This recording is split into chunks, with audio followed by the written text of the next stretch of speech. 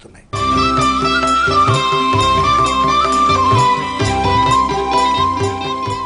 మేషరాశి వారికి ఈ వారంలో ఏవైనా విఘ్నాలు ఎదురయ్యే అవకాశాలు ఉన్నాయా అండి?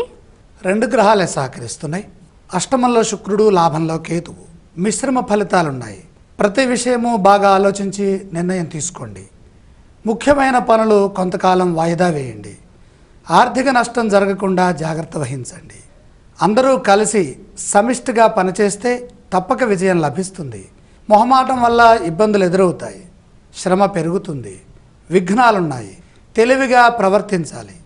అపనిందలు పడాల్సి రావచ్చు. దైవ దర్శనాలు చేసుకుంటే మంచి జరుగుతుంది. ఆరోగ్యపరమైన ఇబ్బందులు రాకుండా జాగ్రత్త వహించండి.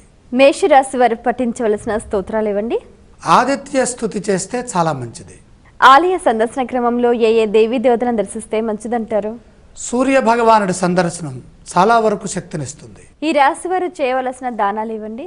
ప్రధానంగా భాగ్యంలో కుజగ్రహ ప్రభావం అధికంగా ఉంది కాబట్టి కుజప్రీతిగా కందులు